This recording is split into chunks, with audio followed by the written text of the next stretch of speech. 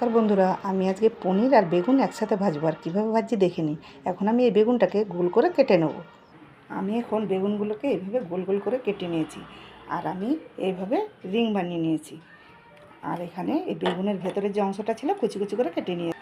আমি এইভাবে সবকটা বেগুন রিং বানিয়ে নেব। দেখুন, বেগুনগুলো আমি রিং বানিয়েছি, এর উপর থেকে হালকা করে আমি লবণ ছড়িয়ে দিলাম।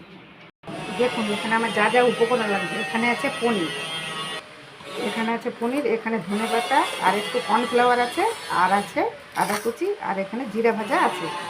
আমি এখন পনিরগুলোকে এইভাবে এক সাইডে গ্রেট করে নেব কুড়ানির সাহায্যে। দেখুন, আমি এই পনিরগুলোকে একসাথে এইভাবে গ্রেট করে নিলাম। এখানে আমি স্বাদ মতো লবণ অ্যাড করে দিলাম, আর দিয়ে দেবো হলুদ গুঁড়ো, আর দেবো সামান্য লঙ্কার গুঁড়ো। এখানে যে বেগুনের ভেতরের অংশ কেটে রেখেছিলাম, এটাও আমি অ্যাড করে দিলাম।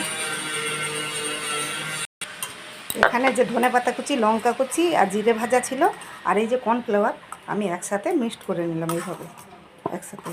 এখন আমি এটা 10 মিনিটের জন্য রেখে দেবো। দেখুন, আমার এটা মিক্সড করা হয়ে গেছে। আর এখানে এটা আমি সম্পূর্ণভাবে নিরামিষই করছি। আর এখানে আমি সামান্য একটু জল অ্যাড করে দেবো। এখানে আমি একটা কড়াই বসিয়ে দিয়েছি, এর মধ্যে আমি সরষের তেল ব্যবহার করছি। দেখুন, তেলটা গরম হয়েছে, এর মধ্যে আমি এড করে এই বেগুনগুলো বসিয়ে দেবো। দেখুন, বেগুনের ভিতরে যে পুরটা দেবো, এই পুরটা পুরো রেডি। এখন আমি বেগুনের ভেতরে এইভাবে পুরগুলো এড করে অ্যাড করে দেবো।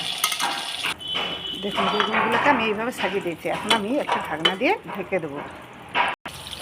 দেখেছেন কত সুন্দর হয়েছে। এটা আমি এবার পাল্টিয়ে দেবো এইভাবে। দেখুন, নিচের সাইডটা হয়ে গেছে, আমি একটু পাল্টিয়ে দেখিয়ে দিচ্ছি। দেখেছেন, আমি এবার একটা পাত্রে তুলে রাখবো। এই এক এক করে পাত্রে তুলে। আপনারা পনির দিয়ে বেগুন ভাজা এইভাবেই বাড়িতে বানিয়ে খাবেন। কেমন লাগলো অবশ্যই বলবেন। দেখছেন ভেতরে কত সুন্দর সেদ্ধ হয়েছে, আর কেমন লাগলো অবশ্যই কমেন্ট করে জানাবেন।